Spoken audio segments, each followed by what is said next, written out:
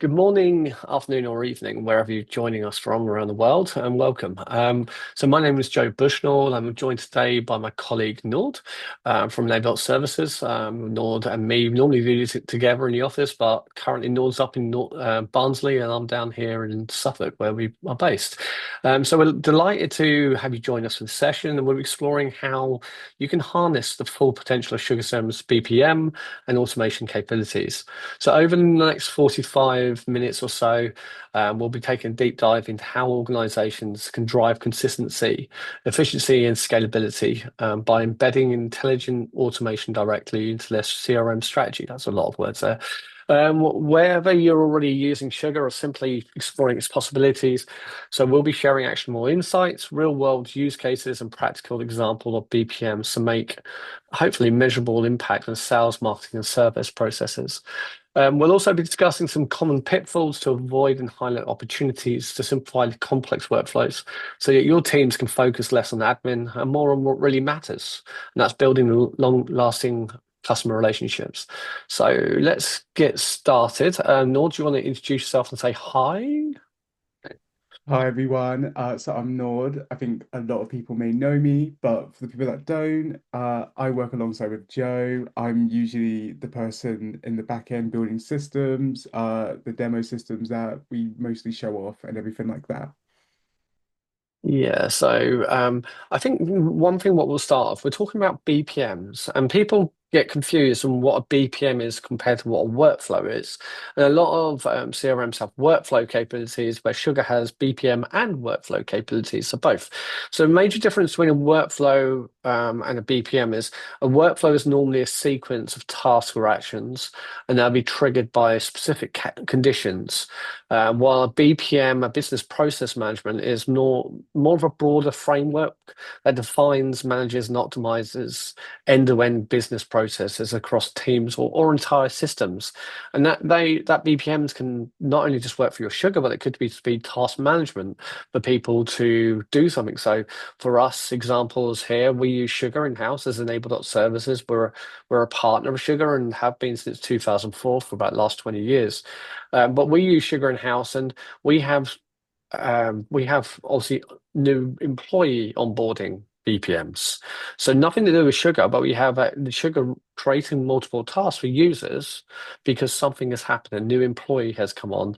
So we want them to be set up on our HR system, accounts, access to Sugar, access to other platforms. So that's really the difference is that a BPM is a framework. It can go around your ISO 27001, 9001. It can go around all those other things where a workflow is a series of events triggering down a sequence. Okay. So Nord's going to be showing his screen today. Nord's going to be driving. I will comment and come in when I can. If you have questions, you'll see the chat is there. We've got our lovely colleagues, Philippa and Emily, joining us today. So they'll be on the chat. But what we'll try and do right at the end is go through those questions and go through any of those scenarios that people have built to explain how we could build them or how they shouldn't be built, so to speak.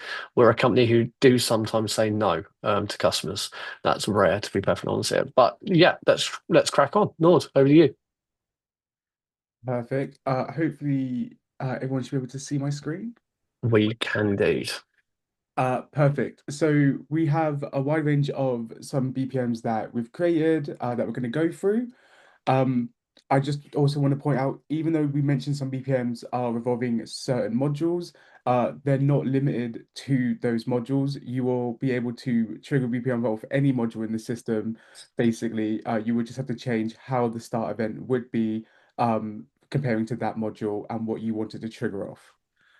So here, if I first load up our first BPM, which is essentially anytime when a new lead comes in, we want to automatically create that call for our salespeople or account managers to then reach out and have that first base communication.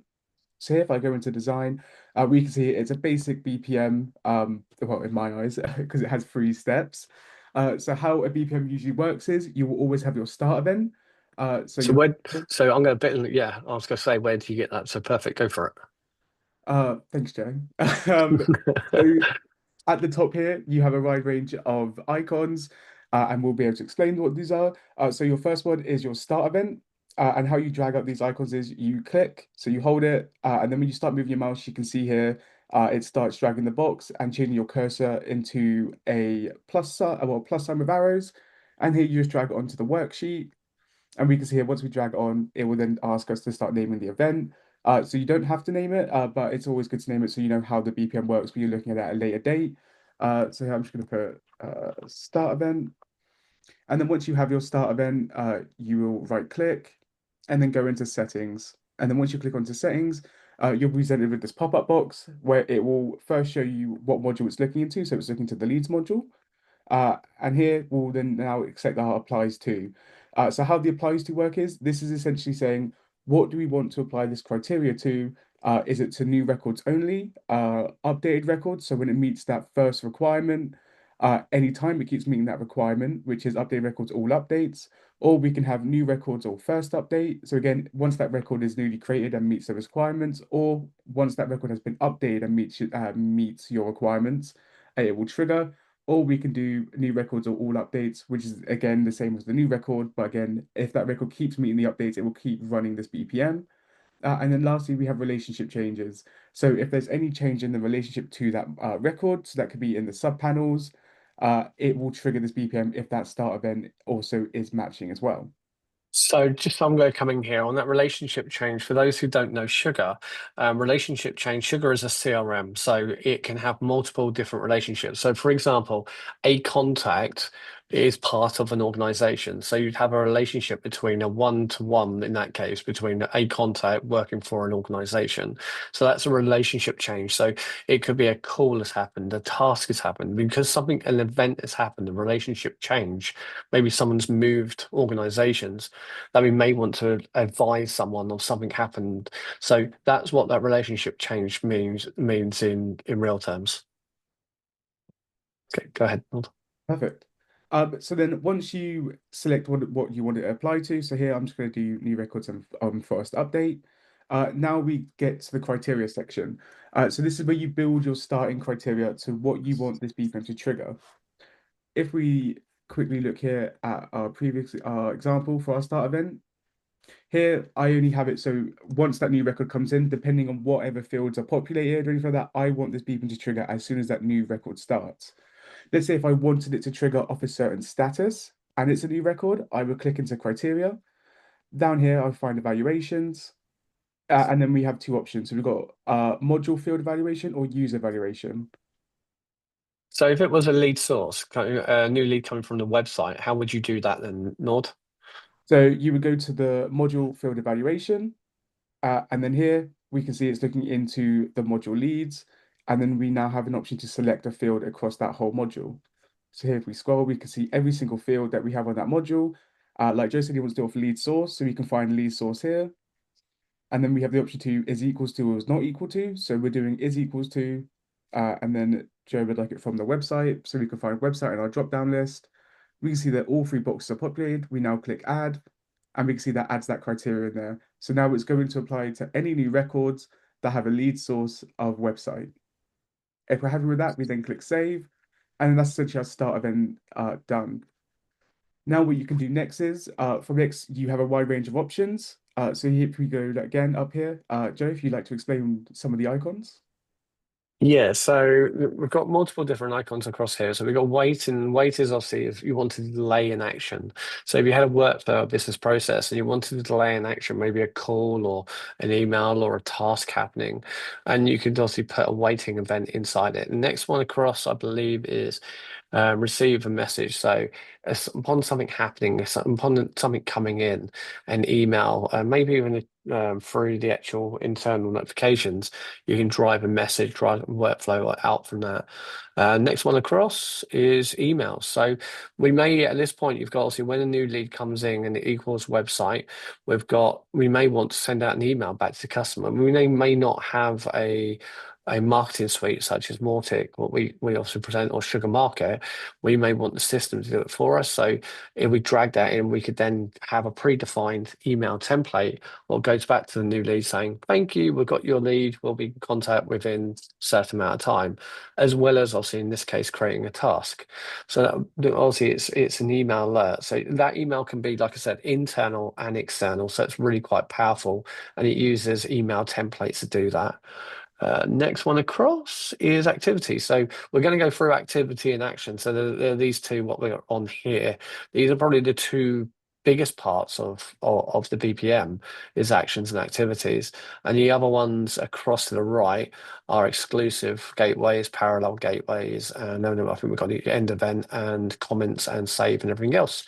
So that's kind of takes you across the top part. Inside Sugar, you've got that save and validate, what's really powerful. So save and validate will tell you where you're going wrong with your workflows. So if there's got any errors, it will come up with red boxes below saying you need to do this or X. But if you're an enable customer, pick up the phone and speak to the help desk.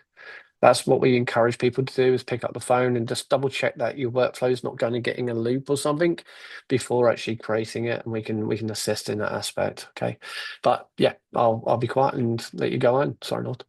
No, perfect, all good. So you can see here, our next event is actually an action where we are creating a related record. So here, if I drag out one of the action blocks again, drag it and put it below, we can see here, it's a different icon. It's a question mark. That's because we haven't assigned it an action yet. So once we know that after our start event, we want to do an action, we can right click the action block and do action type. And then here we get a wide range of options. Here we can change the assign to user. We can change a field on the record. We can add a related record. So that could be a note, call, task, document, anything like that. We also have the option to doc merge.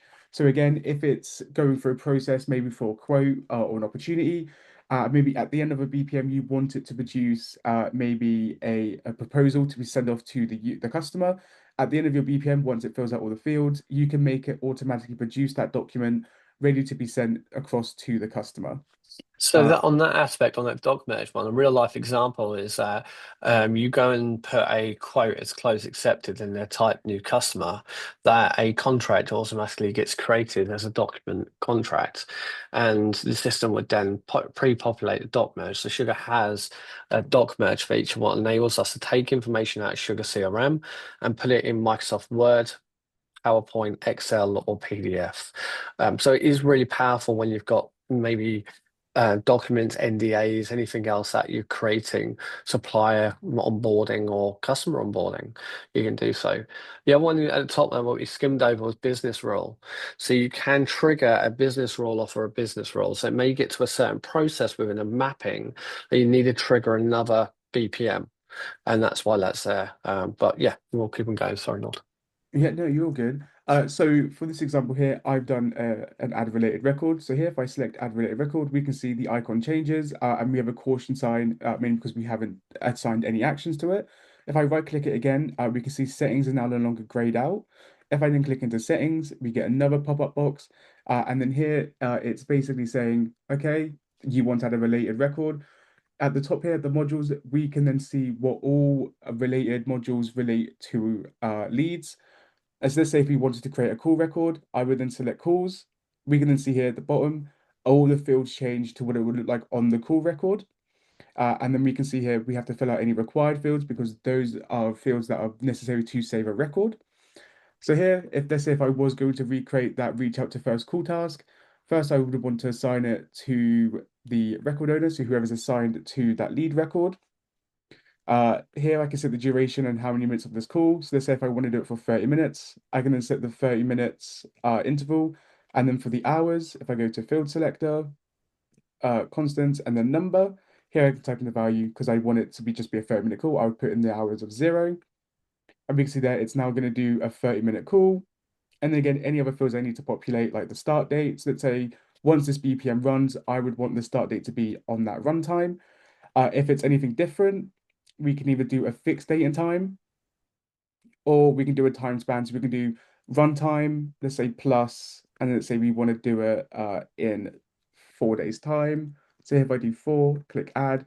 The start date for this call will be the runtime, so whenever this BPM runs, plus 4 days.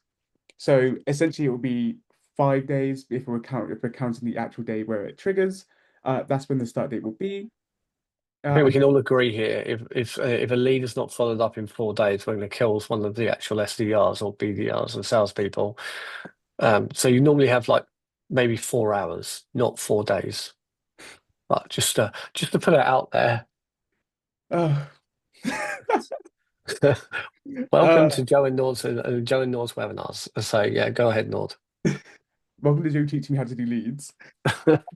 And then again, here we put the subject. So here I just put ooh, reach out uh to lead. Perfect. And then if I double check all the required fields is populated, if I then hit save, we can then see it now takes it away. What you're also meant to do is as well, you're meant to hook up all of your events chronological order by doing the line method. So we can see here I've got these lines that follow a process. Let's say if I drag that start event here, I can drag it by moving my mouse just slightly under the icon, and we can see the icon, the cursor changes, sorry. Once you click, and then once you start dragging, you can see that you drag this line with you, and you basically just drop it onto the other event, and we can see that it connects up with the line. If you ever need to get rid of a line, instead of deleting the event, if you just click onto the line and press your delete key on your keyboard, it will revoke that line. So we can see here, if I just delete that task and then go back to the one I made before, in the settings, we have it so, again, it's assigning it to the record owner, setting that call to be 30 minutes. We're doing the start date. This one I did runtime plus 1 day. It's doing the first reach out and it's scheduled. And then once I'm happy with that, I can then drag an end event and then just hook that up again by doing the line method. And then that will end the event after it's created that call. So, so if you had multiple different things, so we just got one what's creating a call, but we could have, like I said, the email going out to the customer as well. We could have a task for someone to do something, and we can have a sequence of events as well and create sequences with inside Sugar using BPMs. Couldn't we not? So you could have first one is create call, then wait 4 days. And if we then create the next call, for instance, and that's where that wait, that little time period, that little clock at the top, that's what that means. So if you stop the process, stop the BPM for 4 days, and then trigger it, it'll create the next action. And that's how we create sequences, but using BPMs. Yeah. Cool. So if I save and validate this one, we can see here it says no issues found. Perfect. If I close out, double check it's enabled. So now that it's enabled and that's running, anytime there's a new lead that's created with the lead source web, it will automatically create that call record. Uh, and I Let's can go see try it. if I let me just double check. Did I actually edit that start event to say website? I did. Perfect. So cool. If I now go into leads and I go into create, let's say if I create myself, and then I make sure my lead status, Source. source, not status, is website. So this could be coming from a web to lead capture form, from your contact forms on your website. This could be on a mobile app or on an event that you have a lead source of conference. And as soon as that's obviously that lead then gets created in Sugar, the what should happen if everything's going right here, we should see a call being created. There we go, perfect. And you can see that that's in for 1 day's time, and we can see that it's automatically assigned it to the user who's assigned to the record and the lead in this case as well. So it's a very easy process, but it's an easy one what people forget about. And it's obviously something what we really want to push these automations. So it helps the salespeople or helps the customer success people on using the CRM. Okay, let's go to one next. So nice and easy one. That's our first one. Let's go for routing, lead routing. Yeah. Yeah, go for that. So this lead routing one, this is so lead routing is where we can automatically assign the most appropriate sales representative based on factors like geography, lead source, product. Maybe they're interested in certain products. So anything that we can trigger that on that lead record. So when we pull that data in and that lead record equals it. So if they're interested in Sugar CRM, take it to Joe, for instance. If they're interested in local support, in our case, take it to Zach. If you're interested in one of the other products, take it in Mortic, take it to Nord, for instance. So you can kind of utilize these kind of routines, and this is quite a nice one. So I'll explain this one. So new lead comes in on the left-hand side. So this is just a new lead created. And on the next one, there's a territory assignment. So inside of Sugar, a territory assignment is something where we can use text areas and say what a text area means. So that could be that, let's go for America. So if it's, for instance, California, we may want to say West Coast. If it says Cornwall, we may want to put it to West Team and put it to Southwest Team, for instance. So you can really utilize and look at text areas with the territory assignments and obviously convert them into a logic of some kind. Okay, so we've got that territory assignment. Nord, can you just bring up a territory assignment quickly, just so we can see it? Uh, Just, yeah, when I work, it takes me to the business processing rule. So how it works is it's looking at the yeah, current, can we the go into the global territory assignment? Have you got it showing on this? I don't know if you have or not, because it's a module in its own right, isn't it? no, the module's hidden, unfortunately. Right, okay, no problems. So that module in its own right is like a list view. So it can be any text area, any text field, and then you can convert it and say what that means.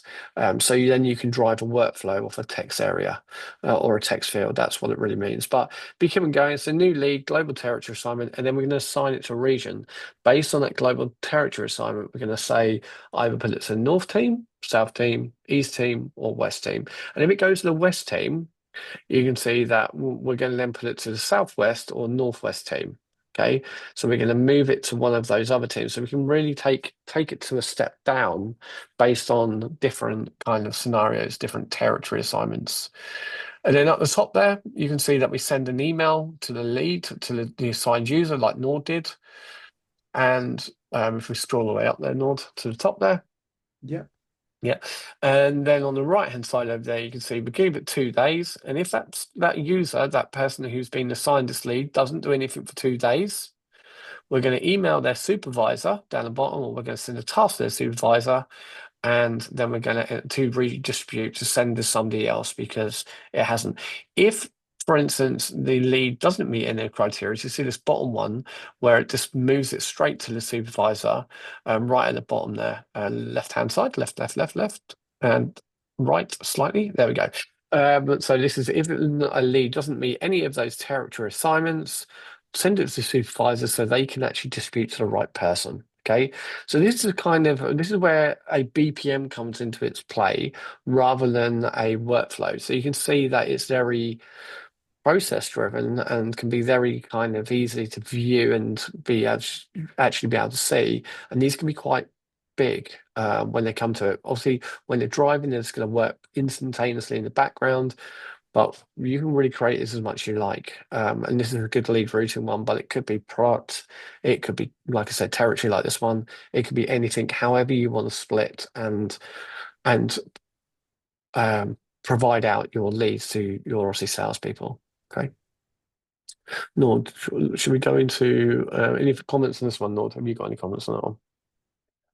No, but I did quickly re-enable the business rule. Perfect. Cool. Okay. So when I was talking about the bot roles, you can see that we've got on the left-hand side here of this conditions, these are fields, and it's saying if it contains United Kingdom down there, it means Europe. If it contains UK, it means Europe. If it contains England, it means Europe, etc., etc. So you can kind of catch all, but obviously utilize the conclusions to say how you're going to drive your BPM process. So that could be if it contains, in my case, contact us form. If the contact us description contains Sugar CRM, put it to Joe. If it contains Mortic, put it to Nord. If it contains local support, put it to Zach. If it contains Espo, put it to James.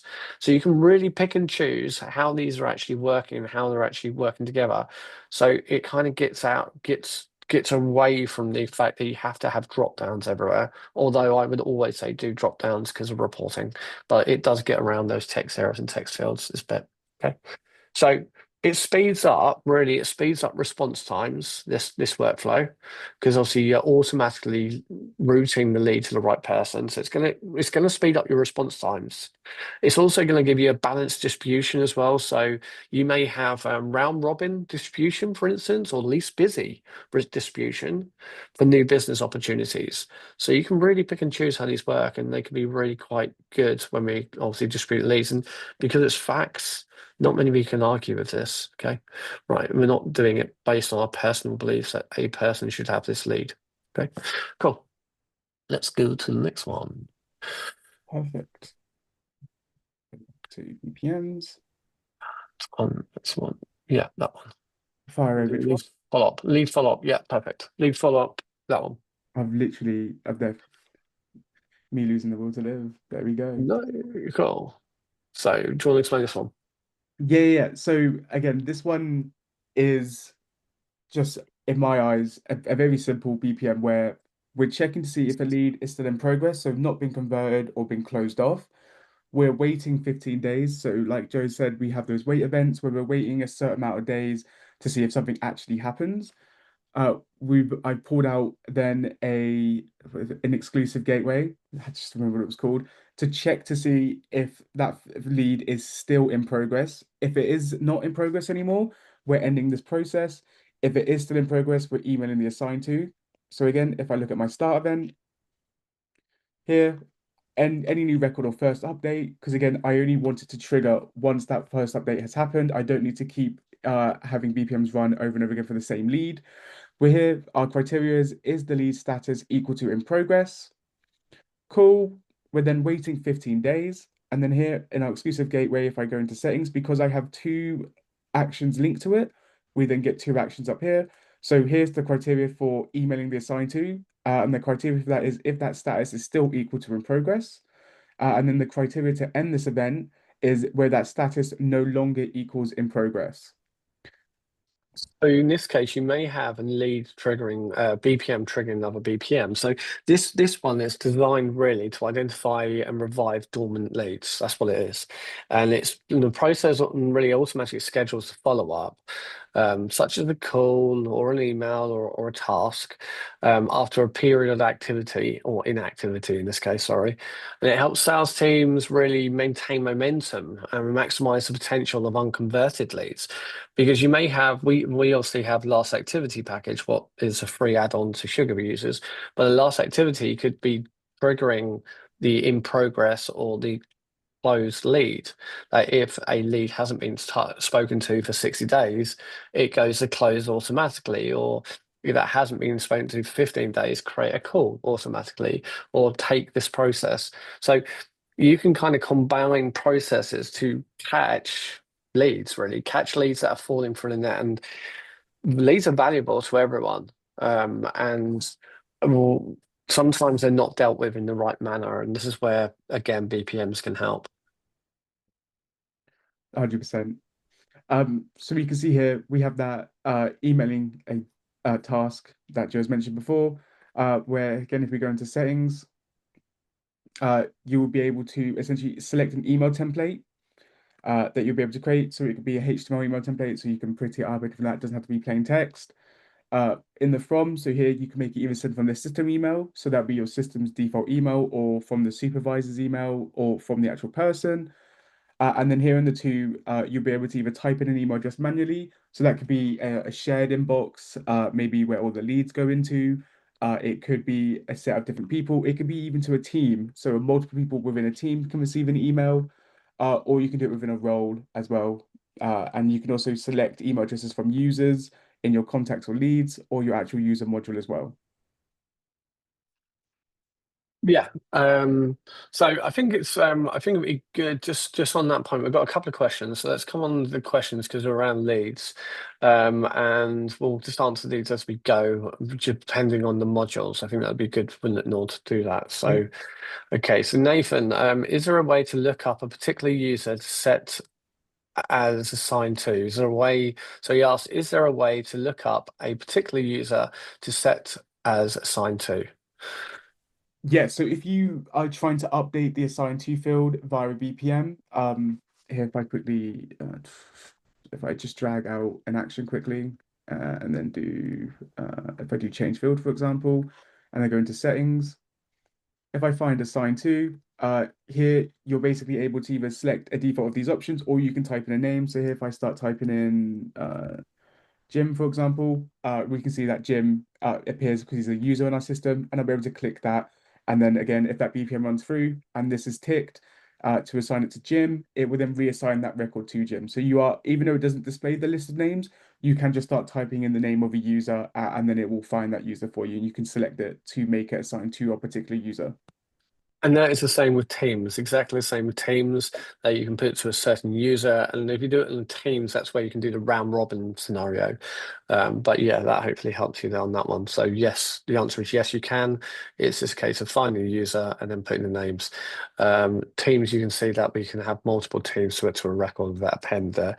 John McKenzie, has anyone done that on postcodes? Yeah, we do. We have a lot of franchise organizations who use postcodes, and they use territories, and in their case, John, we've created a postcodes module, so we can set certain postcodes to certain users. So it looks at another table, another module to allocate that BPM. But the answer is yes, you can do it on postcodes. You could have postcodes in the BPM itself, but you'd have hundreds of postcodes.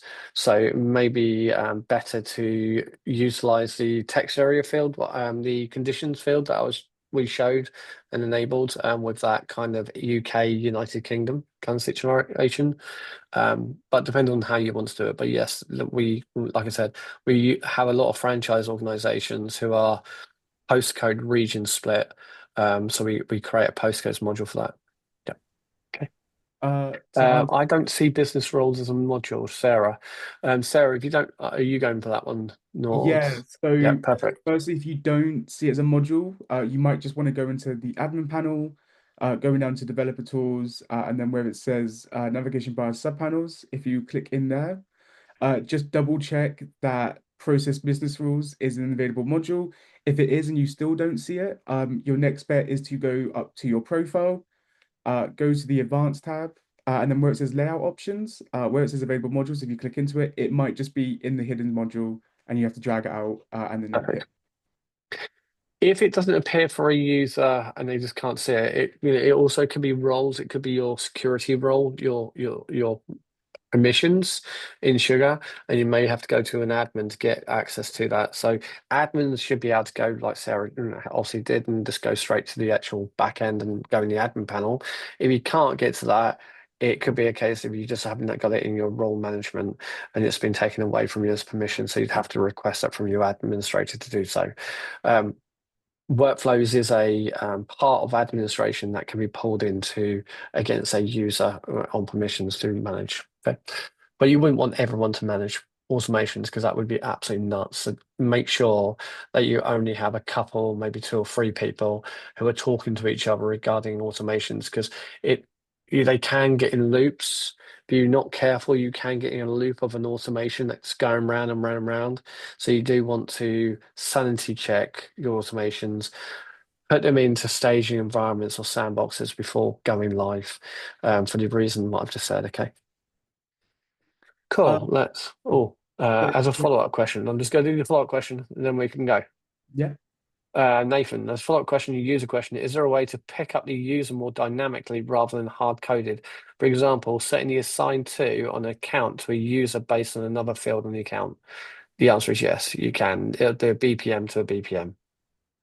yeah. So Even, gone. like Joe said, BPM to BPM, or uh, which can be quite daunting, confusing because if you have a massive BPM that does a lot of checks, it can look quite confusing. But you can essentially hook up a BPM to where it looks at a certain field in the account. If let's say one field equals A, then you can make that assigned to, let's say, Joe. But if that field equals B, you can make that field assigned to, let's say, myself.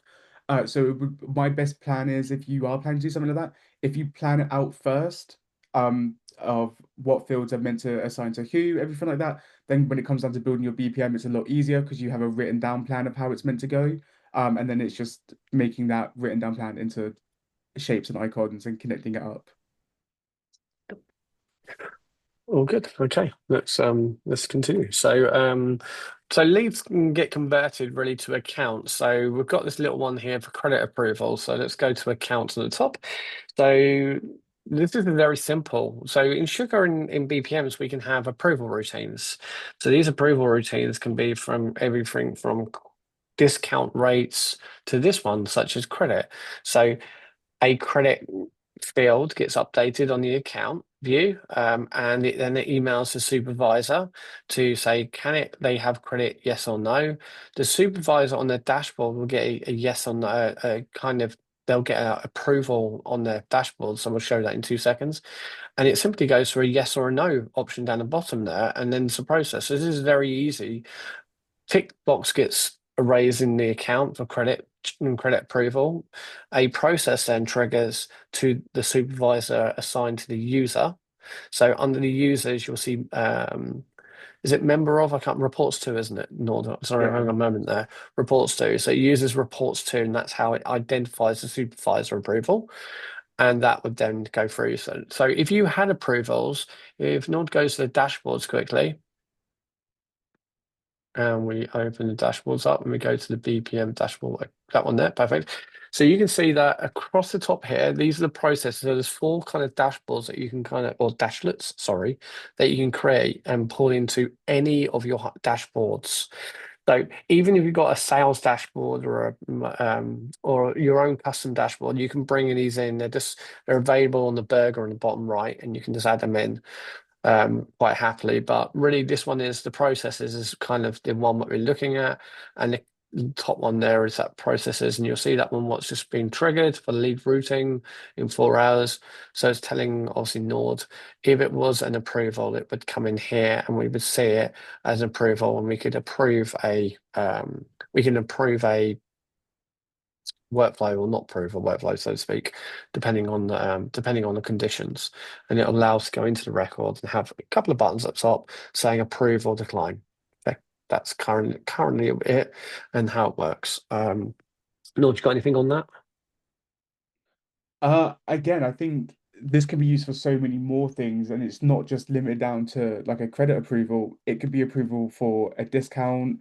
It could be approval for anything that needs to be approved by a manager within your business. It's just again molding the BPM to fit around your business. And I think this could help a lot of people rather than doing those manual chases over emails, double checking if it's been approved by a manager, anything like that, when it could just appear on a dashboard for them, approve it all there, and then if they need to, or again, raise questions if they have to, if it gets rejected.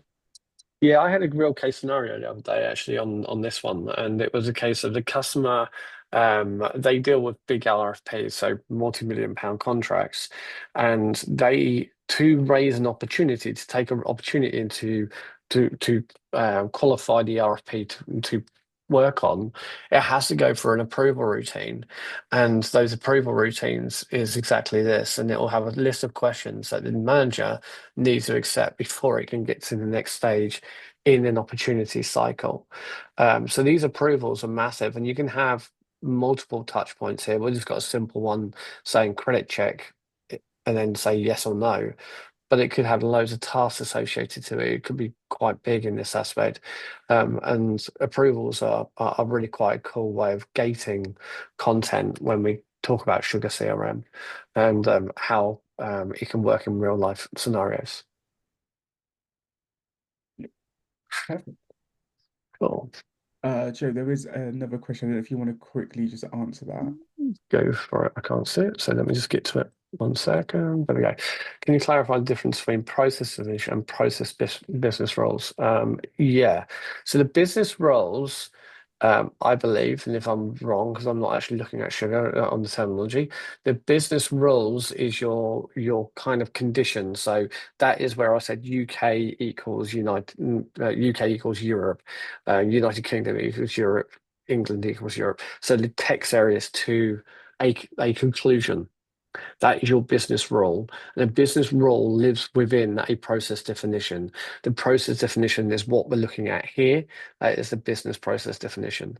And that's really kind of the difference is roles live within definitions. Yeah, that's kind of how it works. Yeah. Okay. Just on that credit approval, just to give you a real life, just think about it. You obviously real life, it's going to ensure that all accounts are met with financial criteria. So it's going to reduce the exposure risk of maintaining compliance with internal credit policies. So the reason I'm saying that is you may have, and Sugar would kill me if I said this, group users. Okay. You can have group users in Sugar, and group users allows you to assign records to group users. Okay. So a group user could be, I don't know, credit control, for instance, and they may not have access to Sugar, but you could then drive an email to them to say that this has happened, this approval has happened. They don't have to belong in Sugar in that aspect because they're a group user, but it may be assigned to a group user just while it's holding, maybe while it's in credit status. It can go to a credit user, and then when it's been approved by a manager, it then goes back to the user. David, reference to approval for credit. We use an onboarding link to credit checks, which goes direct to the financing. Could this implemented in workflow sequence? Yes, it could. It could do group users and emails. David, in that aspect, you could utilize both to kind of introduce an external finance team to those automations. They wouldn't be able to update the record in Sugar, but you could alert them of obviously status, and then obviously they could then from there do their credit checks, etc., and alert the supervisor to approve. And Sarah, can BPMs be run linked with a scheduler, e.g., use scheduler to trigger a BPM to reassign records to correct user en masse? Yeah, you could, couldn't you, Nord? You could put it on the scheduler. You could put it so every time it's checking for something, could you? Or that's Yeah, actually a really good question. you would essentially you would just trigger off. You would do wait events, wouldn't you? So you would have your start Yeah, and just you have would a wait, it's just into it'll the just be checking. and then go back to your wait again, or you can have a check in the middle that checks to see, and then if there are some records that don't meet the new criteria, end it. Or if they do, start it again. So you technically can. When we get the stagnant opportunities, that should be answered because stagnant opportunities uses that kind of flow round in circles until it meets it and catches. So we will show that, Sarah. And the answer is yes, you should be able to do it this way. So that actually gives us a good way that we're going to the next one, what's around opportunities. Yeah. Let's go back over So here. should we go to stagnant opportunities, the bottom one? Yeah, let's go for that one. So stagnant opportunities is I'm a salesperson, so I'll shoot myself here. We drop stuff. We drop the ball sometimes. So when we drop the ball, we want the CRM to work for us rather than working for the CRM. Sometimes we feel it's an admin headache and it's not giving me anything back.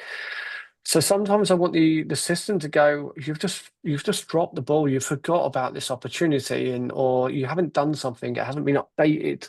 It could be lost activity, for instance, that you haven't called a meeting task, or in this case, an opportunity hasn't been updated sales stage. So opportunity sales stage for new opportunities and updated opportunities hasn't been updated sales stage for 15 days, and the expected close date is in the past, so it's kind of limbo. It should have been closed by now or put forward in your forecast because otherwise your pipeline is going to be at all squiff because you're going to have stuff what you said you were going to close a month ago, what you shouldn't have. So this is going through expected close dates that have are in the past, and it's just looping round, Sarah, every time back to your question to make sure that anything that covers. So opportunity comes in, because opportunity expected close date is yesterday, send an email alert to the user to go and update their opportunity and keep that flow going until it has completed. And then when it's complete, um, end the process, really. That's about it. So it's kind of creating that loop effect of catching the opportunities that are past due and making sure that they've been putting the right thing, and it'll keep on emailing an alert to the users and a reminder until it actually has been completed. That's about correct, isn't it? Lord, if I'm right here. Yeah, that is correct. I'm surprised you haven't put this on our system yet, but I won't mention it. Don't worry, James has already moaned at me about this. So James, please just shout out there. So yeah, it really is just helping the sales team keep deals active and reducing the number of overlooked or stale pipeline items. It's really frustrating when you're a sales manager looking at a pipeline and you have sales opportunities in the past, because if they're in the past, it's normally that salesperson has dropped the ball. Getting the system to do it for you and alert you that you're dropping the ball is fundamental to a CRM. Okay, cool. And Right, again, I I just want to express it's even though some of these BPMs are they're related to like sales, again, it can all be changed. Again, this could be regarding a project. Again, it's just changing the fields, and just using the correct date fields that you have on your modules to this could be a yeah, this could be an account management customer success, couldn't it? That where activity is in the past or by a certain amount of time, 30 days, 60 days, and customer equals type of account equals type customer, go and tell the person that they haven't spoke to them for 60 days. yeah, So you can use it in so many different scenarios, issues, complaints, cases. Cases come in because the cases, their SLA is in the past. Tell them that the SLA is in the past and keep on telling them until they update it. Okay. So lots of different scenarios this could be used on. Okay. And we have got, this is one for opportunities. And if you're using revenue line items, RLIs, if people think it's the same kind of process, but just with RLIs. So revenue line items inside it. So revenue line items, for people who don't know, are kind of child opportunities. So you can have a parent opportunity and then you can have a child opportunity. What is your RLIs? So you may have an opportunity in, I don't know, shipping, and you may be going to the Far East as well as Europe and the USA on your opportunity, but you may win the USA business, but lose the European business and the Far East business. So you'd sign off one RLI and the others would be closed or lost. Or it could be that the Far East business, they're not making a decision for 4 months, and that's how revenue line items work. But this works with revenue line items and still catches the opportunities in that aspect. Okay. Cool. Let's go. Let's keep on going. Oh, we've got about 10 minutes. just Time's got going fast. one question from Rob. Go Could, for for it. example, be added to a dashboard slash dashlet report view like a list? What, It like missed opportunities? Yeah, you could update fields, couldn't you? And then put them in. yeah, yeah. Or you can have a dashlet that looks at list view for any opportunities where they're past a certain date, like last Yeah. month or anything like that. I know Yeah. Jeff has something like that. Yeah, I do have something like that. Yeah, I do have exactly that report on my dashboards, what I moan at people about. So yeah, it definitely 100% can be. You can do it in multiple different ways. Field, hidden field being updated, trigger, or just report on the actual expected close dates in this scenario. Depends on which way you want to do it. There is different ones. Quote approval. I think that's kind of the same as what we've had in the past, isn't it? So we can go into that one again. Quote approval. Yeah. Bottom one, quote Discount. says. Yeah, Discount. sorry. Yeah, Sorry. sorry. I call it approval, but yeah. So this is extremely similar. Well, no, actually, it's bang the same as the credit check one, to be perfectly honest. We're just looking at a different module. So in this case, we're looking at where quoted line items exceed 20% on the discount, and it has to go to an approval status to say yes or no before it can go out the door to a customer. So you can kind of stop the salespeople from being over eager of giving discounts away and making sure that you have some control of them before they go out. And this is based on 20%. It could be value, it could be a currency amount, it could be anything. And the like we did right at the beginning with Nord, if Nord was to right hand click that starting block, we can then put the criteria in to say why that's happening, etc. So you can see here that quotes stays equal to negotiation, and the statement is percentage more than 20%, and the quote discount total percentage changes, then trigger our workflow. And it's, you can see only records that are updated as well there. So it's really quite powerful when you look at BPMs. It is quite powerful. However, there are certain stages that we need to go to workflows. So this is where Sugar has BPMs and traditional workflows. Okay. And I asked for one earlier, and Nord went, "You can't do that with a BPM. You need to do that on a workflow." And I went, "What?" And let's go into our scenario why we have to have workflows and where workflows are, because workflows. Let's show workflows can only be assessed by an admin user. Okay, so let's quickly go through this workflow.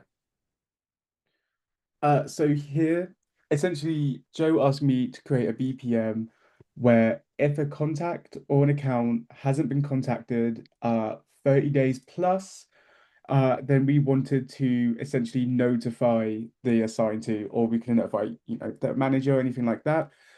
Because of the criteria, we wanted to see when a field hasn't changed for 30 plus days. So that's our last activity field hasn't changed for 30 plus days.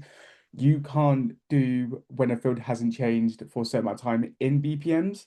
So that is where you would have to use workflows, because in the conditions, it allows you to essentially set when a field hasn't changed after a certain amount of time. So here in my condition, I've got field doesn't change for, No, we can't see your condition. oh, hold You've on. only, yeah, If I do that, perfect. We can now see your condition. perfect. So here, open up a little box. We can see here, field does not change for a certain amount of time. And here I select my last activity field, and then I've got it set so it doesn't change for 30 days. And then I hit save. We can see here, it populates it down here, but you can also add multiple conditions. So when a field in a tug ball changes to or from a specific value, if a field hasn't changed after a certain amount of time, when a field on the module contains a specific value, or if a target module changes and a field in a related module contains a specific value. So you can kind of go a little bit more in depth with field-based triggers in workflows, rather where BPM is where you have all your fields, but you can only do if it changes to or on a set date or before and after. You can't do if it hasn't changed for a certain amount of time. That's usually within workflows. Yeah, And so workflows are very, but I'm not going to mention anyone here, but this is workflows is kind of what you'd see in a typical CRM scenario. BPM, you don't normally get it in a CRM. You normally have to pay for a BPM tool. The beauty about Sugar, it has both. And you pay for both of the license, and it's all inclusive. There's no additional costs. BPM. Last activity, what we're using here is an add-on by enable.services. If you want it, speak to us. We can give you the zip file, or if you're one of our customers, we can assist you in installing it in. So please speak to the Sugar Help Desk here at Enable, and they'd love to help. I'm sorry, Nord, I'm interrupting you again. no, you're all good. Where Joe is explaining BPMs and workflows, it's because BPM is a business process management. It essentially follows a process where the workflow is you have your set conditions, and they can either just fire off an action or an alert, and not follow a process, which I think is the main difference is where if you have a process you want to enforce it with automations, BPM is the best place to go because it can follow a process rather than these are my requirements, do this, rather than like an order. Yeah, this is kind of, in marketing terms, this is a mass kind of just send it to everyone, don't care what happens. Where obviously BPM is, we want to know what the drip is. We want to know if they click here, do this. It's more of a playbook. Yeah. So then we can see here that I've got my condition set where that last TV hasn't changed for 30 days. And now have an action under it, and it's going to create a task under that account, to reach out to that account with the status, in progress with the priority high, and it's going to assign that to whoever owns that account. But again, you're not limited to just one action or one alert. You can create multiple actions, and you can also do multiple alerts as well if you would like to. Um, John McKenzie, is there a caveat around calculations on fields? If calculations are applied at a field level, that field will not be available in BPM. I'm pretty sure if the field is calculated, because you're not able to actually edit that field because there's a calculation behind it, it won't appear in BPM because again, it can't override what that calculation is, in case it does populate with a field. Am I? I think you are correct. I think you can. It does appear on workflow though. That's a trigger. So I think it's another thing where workflow comes into it that you can trigger something off a workflow or use a calculated field off a workflow. I believe if I'm going back in my knowledge, but I believe you can do it on a workflow. Yeah, you can trigger off calculated fields. You just can't change calculated fields Yeah. on with BPM or workflow, but you can trigger off it in workflow. Yeah. Oh, okay. So, we'll go to Q&As. We've also been answering quite a few here. So if anyone's got any, or if they'd like to know how they would do a BPM quickly, we can try and explain it. Like I said, you've all, any Enable customer, you have an account manager who will be reaching out. Just so you know, we've actually employed two more customer success people who will be joining us next month to obviously speak to our customers and hopefully drive adoption of sugar and our other services as well. So I don't think we have any more questions and answers. So thank you so much for joining us today.